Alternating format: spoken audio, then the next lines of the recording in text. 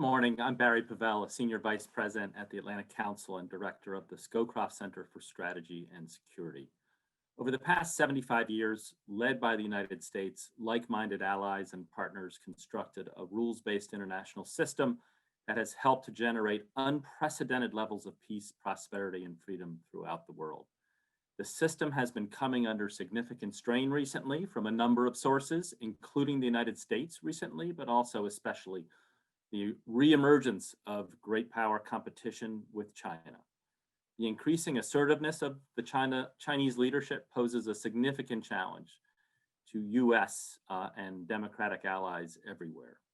The question of how to most effectively address China's dramatic rise in a way that protects Americans and allies and partners' way of life, security, and prosperity is really the most important issue of our time and will remain so for quite a while. We're really in a new era of history.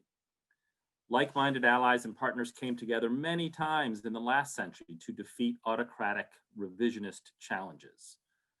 Working together, once again, they can fend off a different but still significant 21st century challenge from really the Chinese Communist Party leadership.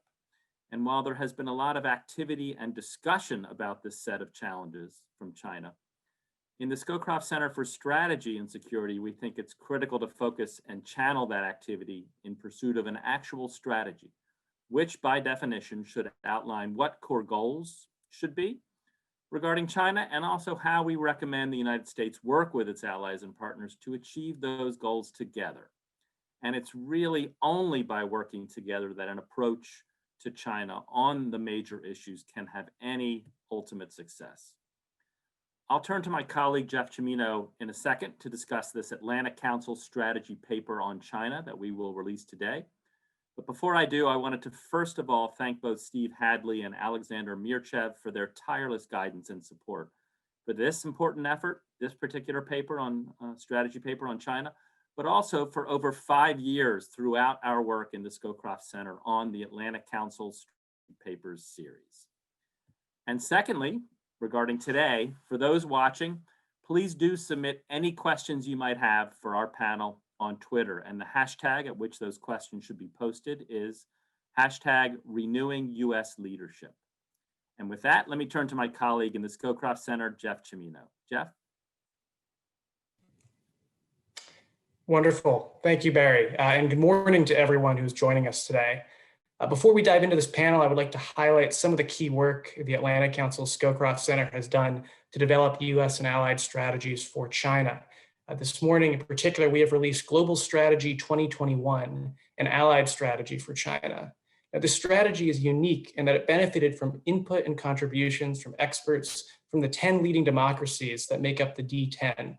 Furthermore, it was strengthened through collaboration with the experts and strategists that have participated in the Atlantic Council Strategy Consortium, a forum that brings together strategists from diverse sectors to discuss key security issues facing the US and its allies. We are also fortunate and grateful that Dr. Joseph Nye contributed a foreword to this report. The paper proposes a comprehensive nonpartisan strategy for addressing the challenges and opportunities presented by China, with clearly delineated long and short-term goals. In the long term, the paper argues that the US and its allies and partners should seek a stable relationship with China that avoids permanent confrontation and permits cooperation on issues of mutual interest and concern. But given the more confrontational path taken by the current generation of Chinese leadership, it argues that the US and its allies should take steps to prevent China from undermining a rules-based international system in the short term. The paper also puts forth 3 elements for achieving these goals, including efforts to strengthen the US, its allies, and its partners for a new era of great power competition, defending against destabilizing Chinese behavior, and imposing costs on Beijing's ongoing violations of core principles of the rules-based system, and finally, engaging China from a position of strength to cooperate on shared interests. And apart from this paper, the Scowcroft Center and the Atlantic Council has released other work and has more in the pipeline. Last year, for example, we released Managed Competition, which put forth a strategic approach to meet the full spectrum of challenges posed by China. More recently, we published Capitalizing on Transatlantic China, which approached the issue with a transatlantic orientation. The Scowcroft Center and the Atlantic Council more broadly will continue to do work in this space. And with that, I would like to turn to our panel, which features an impressive slate of speakers. It will be moderated by Bethany Allen Abrahamian, who is the China reporter at Axios and author of the Axios China newsletter. Before joining Axios, Bethany served as the lead reporter for the International Consortium of Investigative Journalists China Cables Project, a major leak of classified Chinese government documents revealing the inner workings of mass internment camps in Xinjiang. Thank you all again for joining. And Bethany, I'll pass it over to you. Thank you so much for that kind introduction, Jeff. And thank you to the Atlantic Council for hosting this event. I'm very pleased today to be able to introduce the prestigious panel who is going to discuss this report. And I definitely recommend that everyone watching today, please check out the report. It helps present some new answers to the big questions that many of us have been asking for the past several years.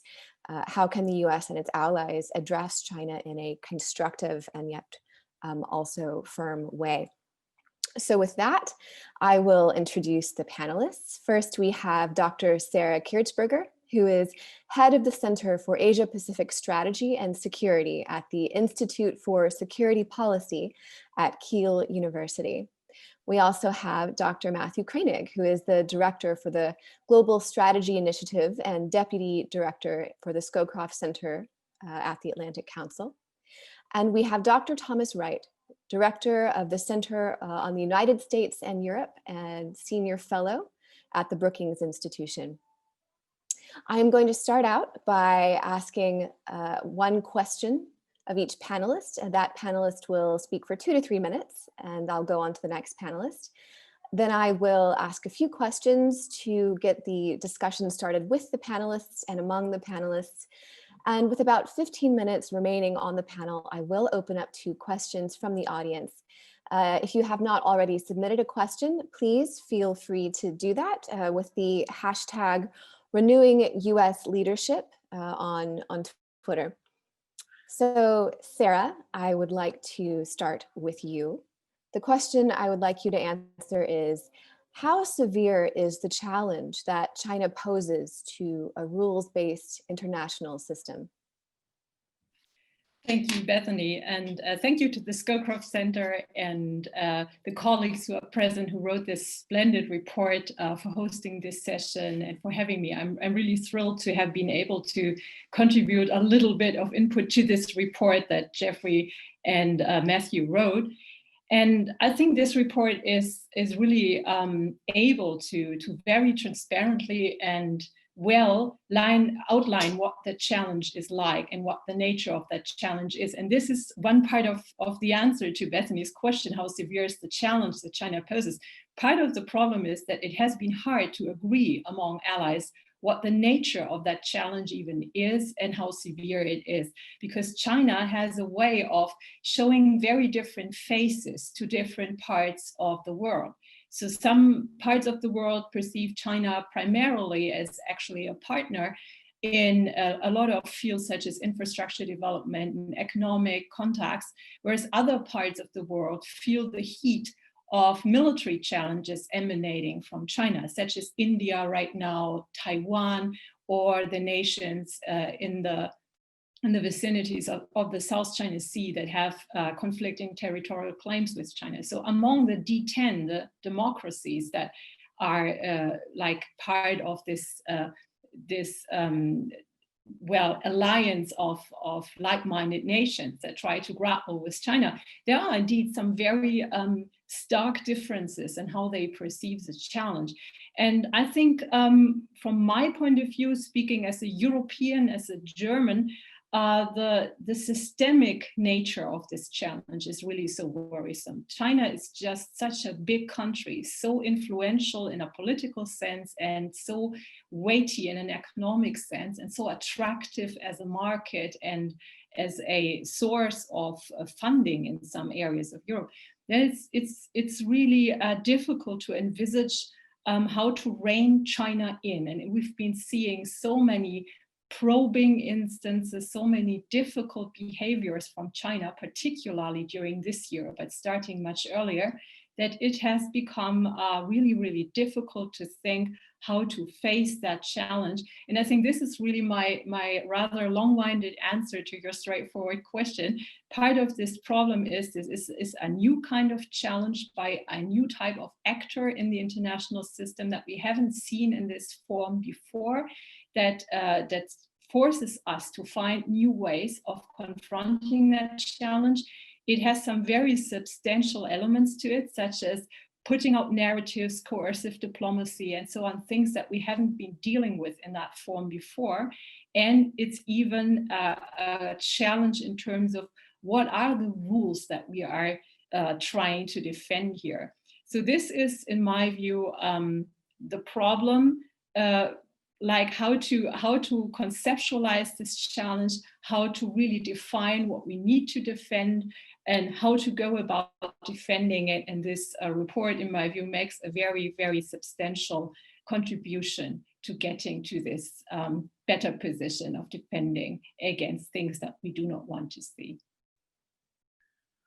Thank you so much, Sarah. I really like how you highlighted the new aspects of the challenge that China poses. And I think that helps explain why this debate has been quite divisive, because it forces us to question many of our assumptions and even many of our values. How can we uphold our values while also trying to make space for a power that we don't even fully understand? I'd like to move on now to Matthew, and I would like to ask you about international institutions. I mean, one of the features of US alliances is that they are supported by and are played out through international institutions and organizations. How are those organizations supporting us at this time? Are they weak? Are they failing? Are they strong? And do we need new ones to address the China challenge? Great, thanks, Bethany. Before turning to your question, I just want to say a couple of words about the strategy paper we released today and why I think it's unique. The first reason is I think it does present an international approach. It's not just another report from an analyst in Washington about what Washington should do about this challenge. As was mentioned, it was developed in collaboration with experts from these D10 countries, and they're lead authors on the report, but they're also collaborating authors from all 10 of the D10 countries, including Sarah. So maybe provides the beginning of something that could become an international free world approach to the problem. Second, I think the strategy is a little bit unique in that it does clearly lay out the goals that we're trying to achieve. And I know over the past couple of years, I've talked to some Trump administration officials about what is the goal of great power competition. You know, competition is not a strategy, it's a diagnosis of the world that we're in. And I didn't get very many clear answers, but this report does have a clear answer. It says that we do want China to be a responsible member of a rules-based international system in the long term.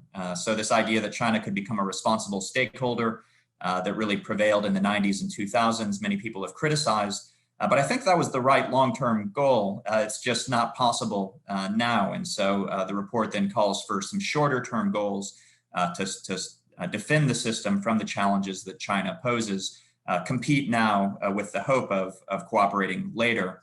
Essentially to try to change the mind of Chinese leaders, that the current path doesn't advance their interest, it's too difficult, too costly, and they'd be better off trying a more cooperative approach. So I'm not sure if it's the right answer, but I think it is a clearer answer for what we're aiming for than I've seen in other reports. On the institutions, the first pillar of the strategy is to strengthen the United States, its alliances, and the rules-based system for this new era of competition. And so this deals with the institutions. Often in competition, it's not about tearing down the other guy, it's about strengthening yourself. That's true in athletics, and I think that's true for the China challenge. And so we do call for the United States and its allies to reassert their influence within multilateral institutions. This is our system, we've built it, it's worked for us. We've ceded too much ground to China, and we can reassert our influence in a variety of ways, put forward candidates for leadership positions. But we also call for the creation of new institutions. It's not 1945, it's not 1991 anymore. It's a new era, so we can design new institutions for the current moment. And we call for democracies globally to set up new institutions to bring together democracies from North America, Europe, and Asia. So we call for the creation of a D10. And actually just yesterday, Boris Johnson announced that the G7 summit this year will become a D10 summit with leaders from all the D10 countries. We also call for an alliance of free nations, a broader alliance of free nations. And this is, it's been reported that Biden will have a summit of democracies this summer. And so that could possibly be a first step towards this broader idea of an alliance of free nations. So certainly strengthening existing institutions and creating new ones, I think, is an important part of defending against the challenge from China and strengthening a rules-based system. Great, thank you so much, Matthew. And I'm curious if you, just to follow a quick follow-up question, are there any institutions that currently exist that you think need to be revitalized or that are not at this moment really fulfilling their function or their intended function vis-a-vis China? Well, I think there are some. The World Health Organization is an obvious example where China used its influence within the organization to really stymie international efforts to deal with the coronavirus challenge. Often Beijing was using the WHO really more to shut Taiwan out than to deal with the challenge. The World Trade Organization, I think, is another one that needs to be adapted to deal with the challenges that China poses. The international trading system was essentially set up by a club of democracies that for the most part play by the rules, expected other countries to do the same. And China hasn't done that. It's really systematically violated the international trading system, preyed on the system to its own advantage. And so this is another area where democracies need to work together to update the international trading system. If it's just the United States on its own with China, that's too difficult. If it's the United States, the European Union, Japan on one side of the table, China on the other, we're in a much stronger position. Thank you. Tom, on to you. And following up on what Matthew said about some of the trade and economic aspects, what are we seeing from China in terms of its economic coercion? And how can we continue to engage with China in the global trading system while taking into account some of that behavior? Thank you.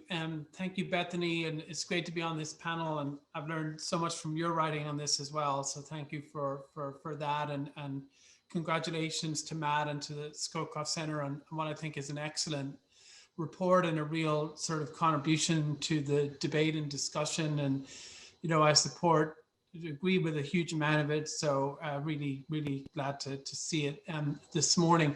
I guess, I would just sort of start with one sort of overarching comment, which I think, I have maybe one little bit of difference from the report and what Matt said, and maybe pertains to this question as well, Bethany, which is, I think we really are sort of seeing the emergence of two different governance systems globally and two different types of order, not in the same way as the Cold War, not quite as bifurcated as that, but basically two sort of ecosystems in which China is increasingly doing its own thing, and we and Europe are doing our sort of own thing, and democracies in Asia.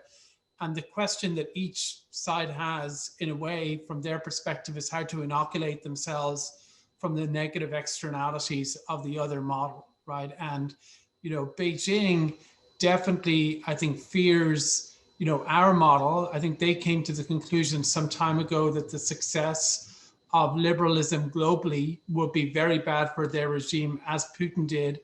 And, while I agree with Matt that I think ultimately this system is in the interest of the Chinese people, I also think that from the Chinese regime's point of view, they may not necessarily be wrong about that for the CCP, right? And it's the CCP that calls the shots, and the same is true, in Russia with Putin. And so, I don't really have a hope. I guess in 50 years or 60 years, who knows how things will evolve. But I think the question that we have now is we're also intermeshed and interconnected based on an assumption of geopolitical comedy, right? And now we're rivals. And so we're sort of disentangling from each other. We have all of these problems of coercion and, espionage and concerns about strategic vulnerabilities.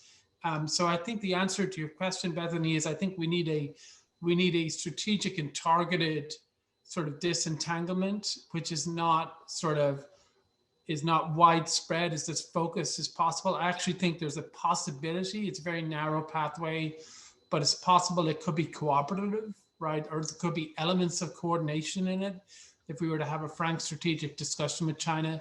And then I think to your point on coercion, which I think is really important, I would hope, that the incoming administration, would embrace what is in the report, right, which is a collective response. I think what's happening in Australia right now deserves a lot more attention. I think they could do with the support in terms of the pressure they have from China. I guess the one area might differ a little bit is, I think institutionalizing this, formalizing this, making it an alliance or like an Article 5 equivalent is too high a bar at the moment. I would say, let's just do it. Let's just, the first time this happens, the US should respond in solidarity and call on other countries to respond in solidarity. And it's not just about China, it's also about Saudi Arabia in terms of what they did to Canada and Germany in the recent past. There's Russia.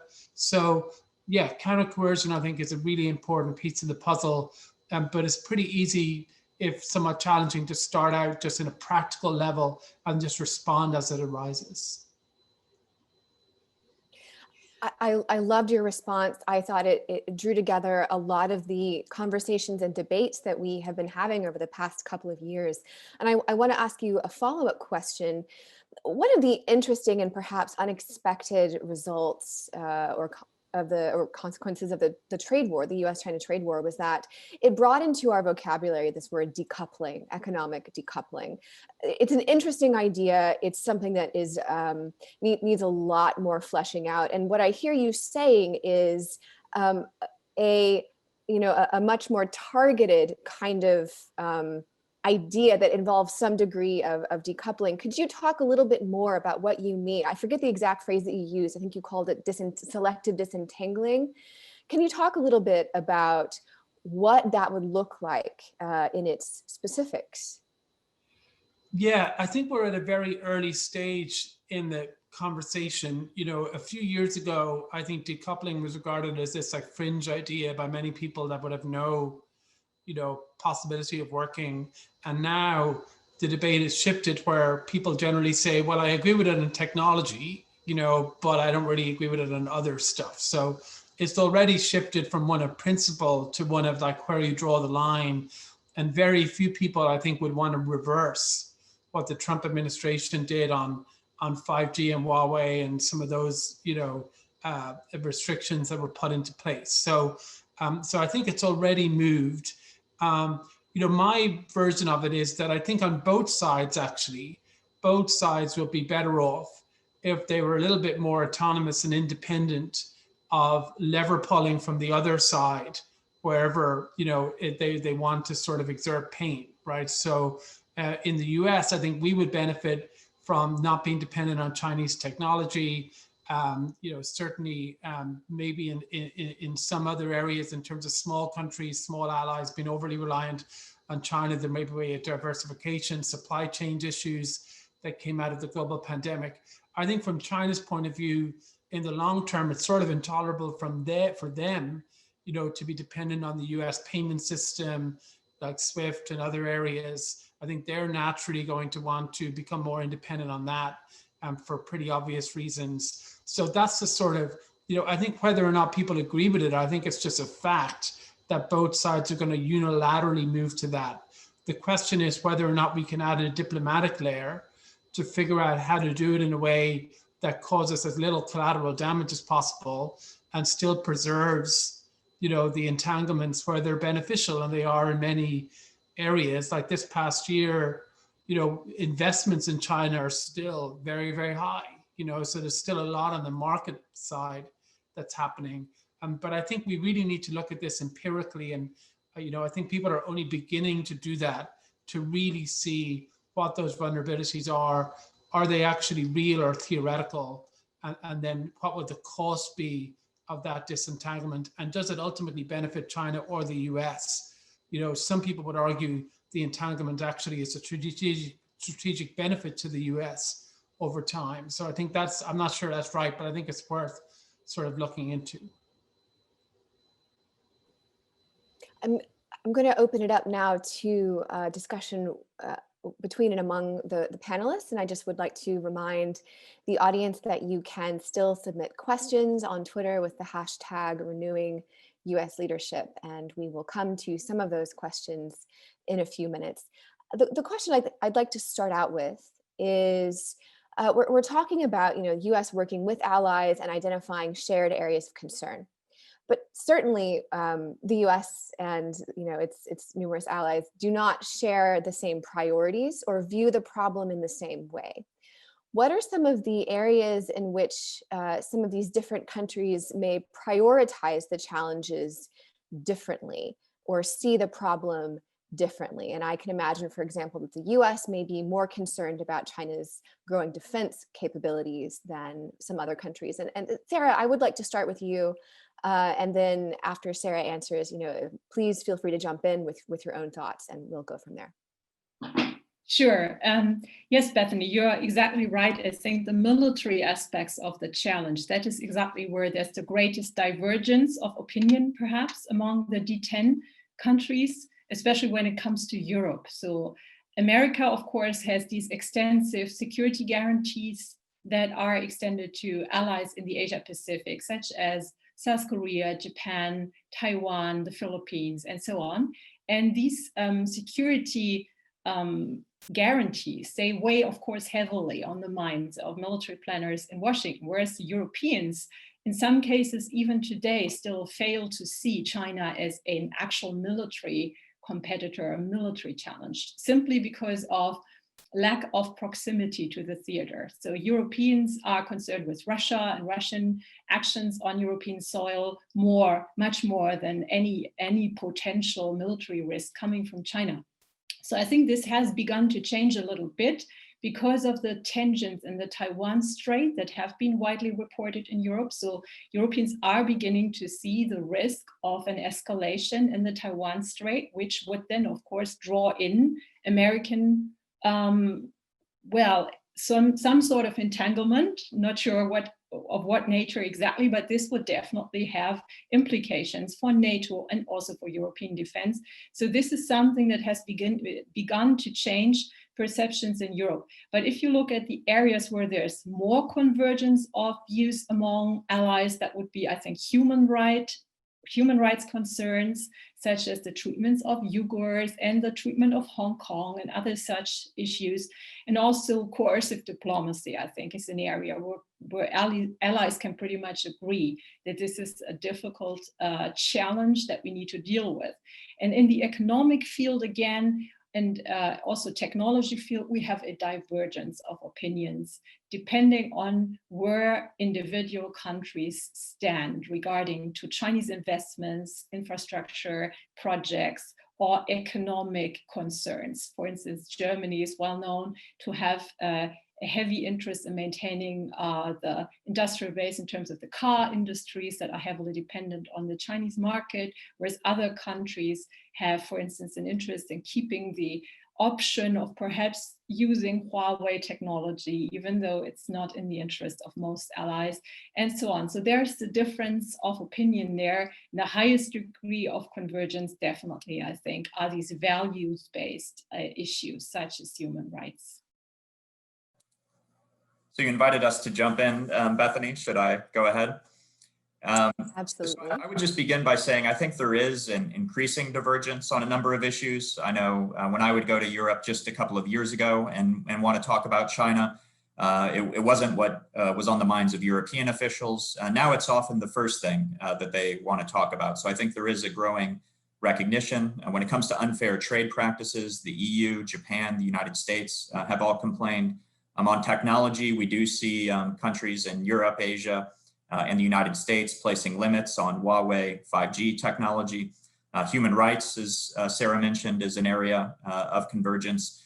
China's attempts to undermine democratic practices, detaining Canadians to try to undermine Canadian rule of law, what they're doing against the Australians currently. So I think there is a growing recognition of the challenge. I think military and defense is an area where there is a divergence. Now in the Indo-Pacific, of course, there's a recognition of that challenge, and you do see democratic allies in the Indo-Pacific working more closely together, Japan, India, Australia, and the United States working together in this Quad arrangement to deal with the military challenge. So I think the real divergence there is with Europe. And so one of the things that we call for in this report that's pushing the boundary of what might be possible a little bit is for the kind of free world to come together and make a statement on a commitment to stability in the Taiwan Strait, to make it clear to China that if there is any kind of military aggression against Taiwan, that's not just a challenge between them and Taiwan or the United States, but that they would risk a rupture with the rest of the free world. And of course, I don't think the Germans or others are going to provide military troops in that kind of contingency, but they could make a political commitment, make it clear to China that there would be cost to taking that kind of action. Because I do think it wouldn't be in Europe's interest, it wouldn't be in anyone's interest, of course, to see a major war in the Taiwan Straits.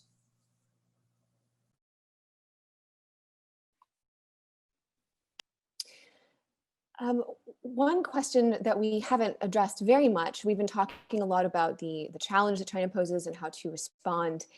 Are there still areas that the US and allies should work with China and actively pursue engagement?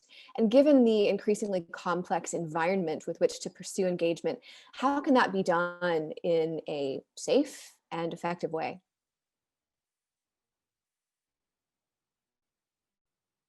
Tom, do you want to give that a chance? No, it's a great question. And, I think everybody agrees that the strategy has to be a mix of cooperation and competition. And certainly this Scowcroft Center Atlantic Council report sort of says that. I think that's sort of an article of fate for everyone. I mean, even, in the White House official China strategy, I think they make that allowance too. Although interestingly, Pompeo didn't really in his speech, but generally speaking, that is regarded as important. The problem is in where the rubber meets the road. Like, what does that look like, as you pointed out? And for some people, there's sort of, I guess, one camp, which is the more slightly dovish camp, would say, look, we need to work together on these transnational issues. We can't solve climate change or global pandemics without China, so let's engage.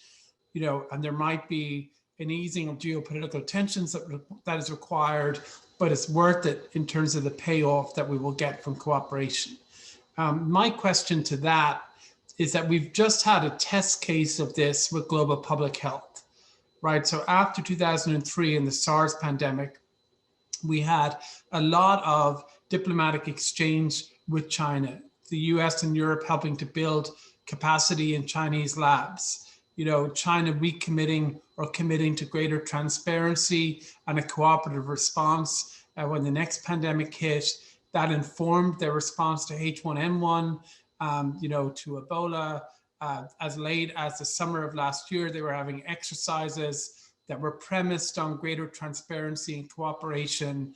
And then when last December hit and COVID hit, none of that really mattered, right? All of that melted away, and they sort of went back to what they were doing in 2003. Now, there's a debate on why that was. Some people say it's local authorities. Some people say it was Xi Jinping, or a combination of both. But I think what it tells us is that this is complicated, right? And just because we engage doesn't mean we're going to get the cooperation that we need. And so my point will be, let's cooperate, let's engage, but let's be realistic about the limits of the cooperation that's going to yield. There's pretty much no scenario under which Xi Jinping is going to agree credibly to greater transparency and access for WHO and other officials if there's a future pandemic in the very early stages. So let's go on that assumption, right? And then do max out what we can through the WHO, but also build parallel structures, that will assume we won't get the levels of cooperation we need, right? So I think we need to be sort of empirical and fact-based about this, and look at the sort of 15, 20 years of engagement and see what worked and what didn't and how we can improve it, but not just, I think, go back to doing what we were doing before.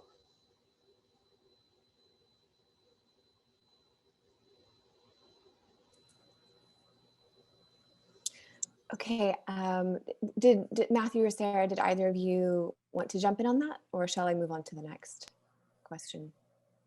I would maybe like to add to what Tom just said. I fully agree with him. We need to be realistic about the potential of cooperation and about the limits that are in place, simply for the reason that the CCP has this very stark realist worldview, where real trustful cooperation is really difficult. Trusting cooperation is really difficult to envisage for an organization that sees itself as under threat from hostile Western forces, basically all of the time. And this really places some constraints on what is possible in terms of good cooperation. However, we need to find ways perhaps to signal to China like what kinds of behaviors we would actually appreciate to see. So there are maybe some issues that are not so high stakes for either side, but that are in everybody's interest to tackle. It could be reining in illegal fishing on the high seas or something like that, or reducing the amount of coal plants that are currently being financed in many cases in other parts of the world by China, and so on. So issues that are not a direct threat to the survival of the party, but are in everybody's shared long-term interest to resolve. And we might think of ways of signaling to the Chinese leadership how we would appreciate constructive behavior from China, basically putting out positive as well as negative incentives. The negative incentives will be like showing our like red lines, like this is the maximum that we are willing to suffer. This is what we're not going to allow. But on the other hand, we need to offer some sort of potential for future cooperation, because we should not forget that China is not a unitary actor by any means. Not even the CCP is a unitary actor. There's many factions even within the ruling party, and some of those are actually pretty much on the same page in terms of the type of society that they would like to see, the type of future that they would like to have. And we need to kind of reach out to all these different constituencies within China, to NGOs, to people who are working for like a better future, a better society, and not let the current tensions that are undoubtedly very, very stark make it impossible to engage with like what will be the future generation of Chinese leaders. So I'll maybe just add a word on engagement as well. So there are three major pillars in our strategy, and the third is engagement. And so we think that is important. And I don't think we're naive, and we don't think it will be easy, but I think engagement's important for a few reasons. One, you want to have dialogue even as the competition intensifies. It's helpful to hear directly from China what they're thinking, communicate to China. Second, I think there are still some areas where there can be cooperation, non-proliferation programs in Iran and North Korea.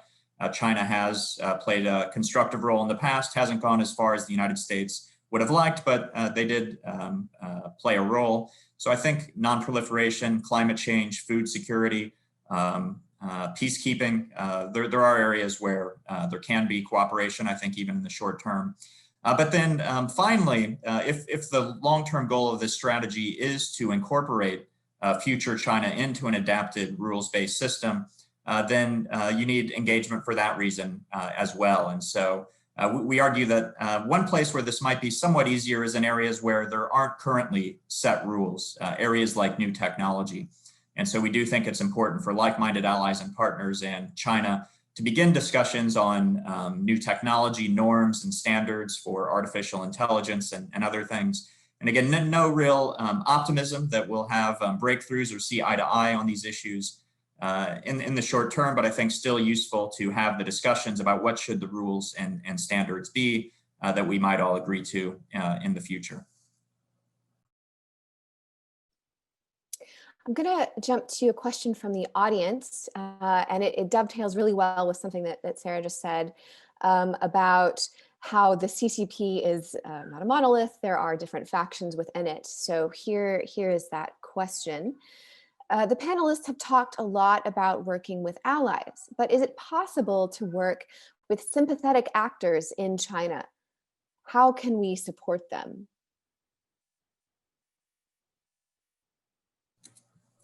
Sarah, I think you're the closest CCP watcher among us, maybe. So maybe you want to begin. All right. Yeah, thank you, Bethany, and the person who asked this. It's a very good question. And one problem with it is how can one engage with actors within China that are not in line with what Xi Jinping's faction wants without endangering those people as a Westerner? That is actually a very practical question.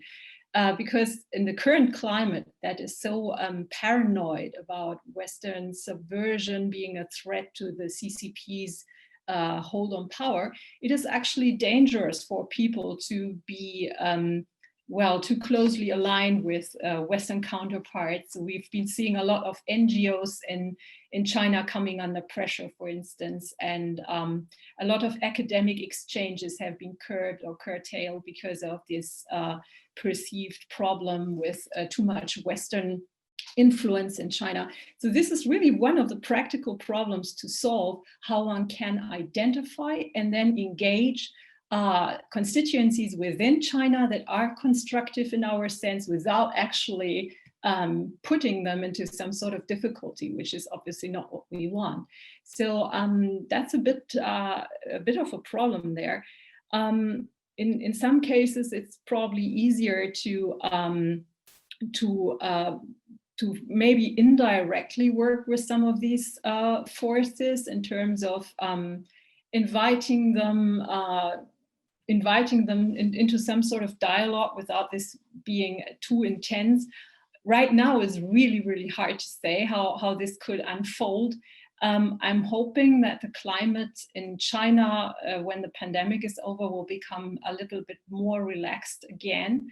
But right now, from my point of view, it should, of course, always be paramount not to endanger potential partners in China.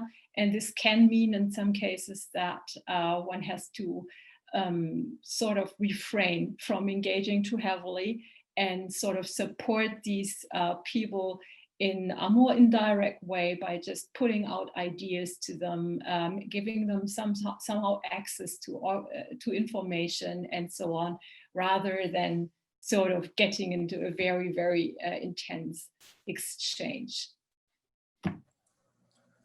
I'll maybe just a word on that. Really, the logic of the strategy is to try to work on the cost-benefit calculation of the CCP or people within it.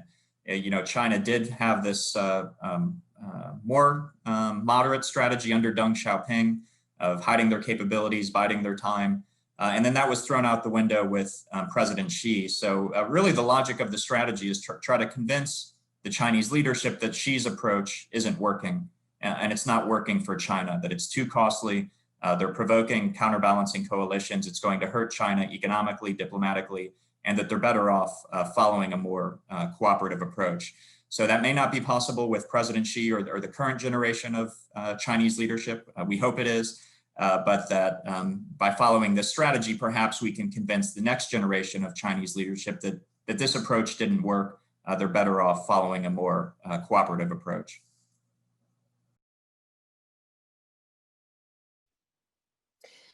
Oh, another question I'd like to get to, we have about 5 more minutes for discussion, it seems like one Tom, I think, had sort of started to address, maybe Matt as well. Are the US and its allies and partners in a strong position to outlast China in a long-term competition? Very interesting question. Yeah, no, it's a great question. And, you know, I would sort of go back to what Matt said earlier, that really the key part of this is tending to your own strengths, right? And most of this, I think, is going to be, you know, there's a military dimension to it, but most of it is non-military. I think it's societal, economic, technological, And I think it's really about trying to create those strengths between sort of free societies and the free world to address these challenges, both internal and external. And so I think if we do that, I think we will be in a good position for the long-term competition. I think it's also important that while everyone says, and I would very much say it too, that this is not a new Cold War for many different reasons, I think it's also important to learn the lessons, including some of the mistakes from previous periods of competition, including the Cold War. So I think we need to be careful, not to feel the need to compete everywhere, to outbid China on everything, to be reciprocal. If they're doing Belt and Road and they don't have sort of, proper conditions attached to their loans, that we should do that too, because we don't want a country to temporarily fall into their orbit. I think we really need to be focused on the centers of gravity of this competition, and to be really concentrated on that and not distracted. And that also, I think, has implications for the Middle East and for other regions, which I don't think are as significant as East Asia, Southeast Asia, Indo-Pacific, and Europe. So I think there's lots and lots of lessons. But if we can be disciplined, which is a big if, obviously, then I think we are pretty well positioned to engage in this, and also for it to be fairly stable, actually, and not sort of crisis prone, hopefully.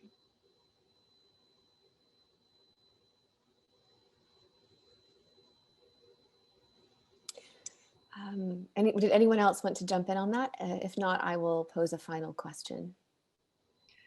Maybe just to add to what Tom just said, I think our system, part of what makes it resilient and probably very durable, is the attractiveness of it, the inherent attractiveness of it. So we shouldn't lose sight of the strengths that we really have. And I think Taiwan is an excellent example of that, because it shows that a very traditionally Chinese society has really embraced all these values that we hold so dear, democracy and human rights and all these, pluralistic values. And Taiwan has really become the most open society in Asia, basically. And that is really something that shows us that cultural differences aren't really key to determining that, like, democracy can't work in China or anything of that sort. And ultimately, human beings tend to choose more freedoms when they actually have the choice. So over time, I think we have a pretty good chance that China, when it becomes richer, when it becomes more diversified even than it is now, that increasing numbers of Chinese will also demand more freedoms. I still do believe in that. So even though we're seeing this retrenchment, and one could argue that this current trend towards authoritarianism in China is partly out of fear, so that Xi Jinping's government is really concerned with domestic stability because of increasing attempts by certain parts of society to argue for more freedoms. We have been seeing a lot of people jailed recently for speaking out against authoritarian measures by Xi Jinping's government. So I think it is partly a show of weakness and fear that this government has become so heavy-handed. And this is indirectly, in reverse, you could see a testament to the strength of the open and liberal model that we all want to defend. So ultimately, I do think that this model will prevail. I'll just add, I agree very much with what Tom and Sarah said. And I think Tom is right. Often in the national security community, we focus on where is the competitor strong and where are we weak. But I think good strategy usually comes about from thinking about the opposite. Where are we strong and where are we vulnerable, and how can we leverage our strengths? And that's what we try to do in this report. Including, the U.S. alliance system. This is one of our greatest strengths. If it's U.S. Against China, that's 23% of global GDP against 15% of global GDP. If it's U.S. formal treaty allies against China, that's something like 59% of global GDP against China's 15%. So working together, we are in a much stronger position, and that's a major advantage that China doesn't have. It doesn't have friends and trusting partners the way the free world does. I think that is a wonderful place to end. Tom, did you want to add any final comments on that topic? No, I'm okay. Thank you, Bethany. Okay. Well, thank you so much, Tom, Sarah, Matt, for this conversation today. And I'd like to thank the Atlantic Council's Scowcroft Center for hosting this discussion and for the work that everyone put into this report. Do go check it out and peruse its findings. And thank you again to all of the attendees for today.